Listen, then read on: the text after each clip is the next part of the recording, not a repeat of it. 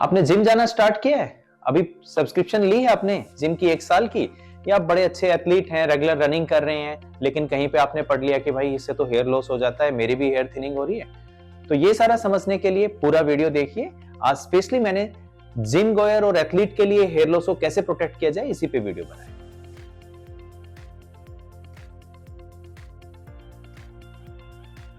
Hello, I am doctor Santpal Sangwan, dermatologist and hair transplant surgeon. और आज हम बात करेंगे कि हेयर लॉस को रोकने के या कम करने के तरीके क्या हैं। हेयर लॉस के बहुत से कॉजेज हैं। सबसे कॉमन एंड्रोजेनेटिक एलोपेशिया, जो हम सब मेल्स को एक कर्स मिला हुआ है कि हमारे बाल जाएंगे। इसके अलावा कई बार कुछ मेडिकेशन की वजह से, स्ट्रेस की वजह से, नींद ना पूरी होने की वजह से, बहुत सी ऐसी डिजीजेज हैं जो आपको क्रोनिकली होगी उनकी वजह से, या बहुत सारे हॉर्मोन्स उनकी एब्नॉर्मेलिटी हो जाती है जैसे कि थायराइड, या उनकी वजह से कोर्टिसोल ज्यादा हो जाने की वजह से, या सबसे ज्यादा विटामिन डेफिशिएंसीज की वजह से। तो लेकिन आज स्पेसिफिकली हम जो डिस्कस करने वाले हैं, जिम गोयर्स में हेयर लॉस के क्या क्या कॉजेज हैं, या एथलीट्स में, आप मैराथन रनर हैं, आप रनिंग के और एक्सरसाइज के बहुत शौकीन हैं। तो पहली बात, ये घबराना छोड़ दीजिए कि आप जिम ज्वाइन करेंगे या रनिंग करेंगे तो आपका हेयर लॉस होगा। तो ये क्यों, ये सब क्वेश्चन ऑफ डिस्कशन क्यों आया ये कि भाई जिम जा रहे हैं तो हेयर लॉस हो रहा है। बहुत सारी वीडियोस आपने देखी होंगी कि एक्सरसाइज के इफेक्ट आपके हेयर लॉस पे, हमने भी पहले बनाई हैं। तो मैं चीज बताना चाहूंगा बड़े ही सिंपल शब्दों में, इसके ऊपर डिटेल वीडियो मैंने पहले ही बना रखा है कि भाई एक्सरसाइज ये एक स्ट्रेस जैसी सिचुएशन क्रिएट करती है जिससे हमारा कोर्टिसोल हार्मोन राइज हो जाता है, जिसकी वजह से टेलोजन एफ्लुएम या आपका टेम्परेरी हेयर लॉस हो सकता है। तो उसे हमें थोड़ा सा ओवर नहीं करना है। और दूसरी चीज, इसकी वजह से बॉडी की कैपेसिटी इंक्रीज करने की वजह से हमारा दूसरा हार्मोन टेस्टोस्टेरोन और डीएसटी भी रेज होते हैं। तो एंड्रोजेनेटिक एलोपेशिया वाले पेशेंट जिनमें टेंडेंसी हेयर लॉस होने की, उनमें हेयर लॉस बढ़ सकता है। तो बाकी आप जिनमें टेंडेंसी नहीं है वो सब बिल्कुल फ्रीली आराम से जिम एक्सरसाइज कुछ भी कीजिए।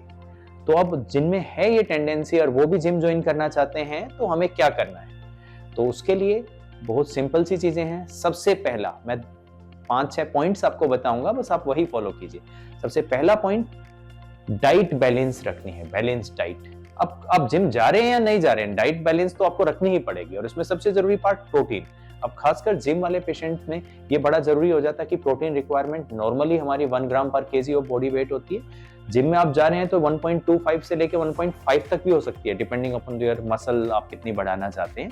तो उस केस में जिनमें अच्छे से प्रोटीन मिल जाता है वो सारे आप सर्च कीजिए, नेचुरल प्रोटीन कोशिश कीजिए। फिर भी नहीं हो पाता तो बाकी प्रोटीन आप ऐड कर सकते हैं। फिर बात आ जाती है प्रोटीन के अलावा और मल्टीविटामिन, खासकर vitamin D, vitamin B12, biotin, ये भी बहुत जरूरी हैं। फिर मिनरल्स में जिंक और आयरन, ये भी बिल्कुल डेफिशिएंट नहीं होने चाहिए। फिर दूसरी चीज, अपने कुछ हार्मोन लेवल, खासकर थायराइड और ये सब चेक करवाइए। कोर्टिसोल भी, यदि कुछ ऐसा आपको सिम्टम नजर आ रहे हैं अपने डॉक्टर से पूछ के, यदि वो ज्यादा या कम आते हैं तो हम उसको अपने डॉक्टर से पूछ के ट्रीटमेंट लेके ठीक कर सकते हैं और इससे भी आपको बहुत हेल्प मिलेगी।